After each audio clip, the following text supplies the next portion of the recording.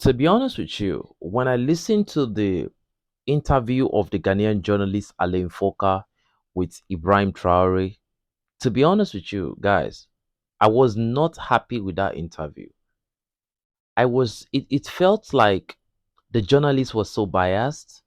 Alain Foka was sounding as if he was a corrupt journalist. He sounded as if he had already been paid by either the French or the Western, whosoever, to make that everything he was talking about in that, presser. It felt like it was just to channel the Western idea.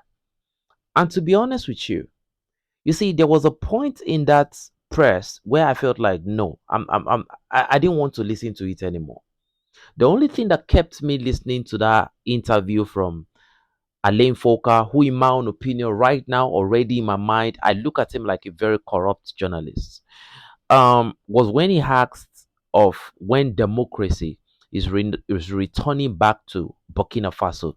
You see, what I would say is this: you can't enforce democracy on people, a group of people that have decided not to even talk about democracy at this point. Asking Ibrahim Traoré when democracy is coming back is like asking Burkina Faso people when is the Westerners coming back. You see, because what we have discovered is that democracy is a system of government that can be manipulated, that can be controlled by external forces. Yes, I think democracy, when you look at the word, it sounds very crazy. Democracy, look at the countries that go through democracy in Africa. There is always one thing or the other that is wrong.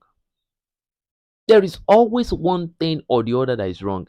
Even if the leader has the good of his people at heart, one thing is going to happen leading to another that is just, and I think democracy even causes division among people.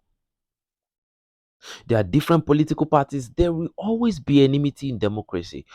What is going on in Burkina Faso right now is what I call unification, because if you look at every Burkinabe citizen, they are backing Ibrahim Traoré, and not just Burkinabe citizen. I am speaking from Africa, Nigeria. And anything that negates the interest of the development of Burkina Faso right now is an enemy. So when I was listening to Alain Foka, I was like, what the hell is this? When anything that Ibrahim Traoré was saying that was good, he was always intercepting. And at some point, he came up with the question of, okay, he had a Russia, China, North Korea already in, Burkina Faso. That are they there for military, operations and all of that? It sounds like it was even France. Those questions were like Emmanuel Macron talking directly to Ibrahim Traoré. And I like Ibrahim Traoré because he's a very smart person. To me, I would advise Burkina Faso for the next 10 years should not tolerate the idea of politics. It's a dirty thing. You will hear people in Nigeria say politics is a dirty game. Please. Recently, some Nigerian APC people, I don't know, maybe they were traveling through Burkina Faso, through the air flights, and they were showing the area photography of Burkina Faso, a lot of red land, the environment was very bad and stuff like that. You will move a certain distance before you come across a tarred road and all of that. And they were comparing it with other places. They said Burkina Faso on the internet and Burkina Faso in real life. To be honest with you, Ibrahim Traoré has only spent 2 years, right? We've had so many African presidents spend 8 years, even more than 8 years, right? The president of Cameroon has almost spent how many years, right? I think Burkina Faso in 2 years, the development they've had in 2 years, the infrastructure they are developing, their progressive victory against insurgency is phenomenal. To me, Ibrahim Traoré is the star of Africa right now. The proof is in the pudding. Men lie, women lie, but numbers don't. Ibrahim Traoré is doing a phenomenal job, and all of Africa is proud of him. Reason because Africa is seriously infested with corruption. In fact, you see Nigeria, Nigeria is gone. The corruption in Nigeria, ah man. So for me, the focus is on Burkina Faso to continue doing what they are doing. Anything that is not in support of this progressive push right now is an enemy of Burkina Faso. I wish I was a Burkinabe person right now. But still we are.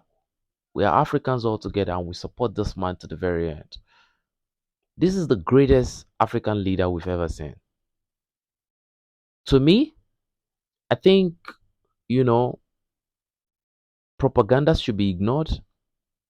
People like Alain Foka should be avoided at all costs. I think Burkina Faso should have their own media. They should invest in the media. I think they're investing in a lot of good things. And I think the media is also, will also be a positive one that they need to invest in, to propagate the good things they are doing, you know. And if the Burkinabe people are happy, what else? I think if you ask a Burkinabe now that between democracy and whatever is going on right now, the revolution or whatsoever, which one would they prefer? I will be surprised if any Burkinabe person picks democracy, because democracy will send the country back to the.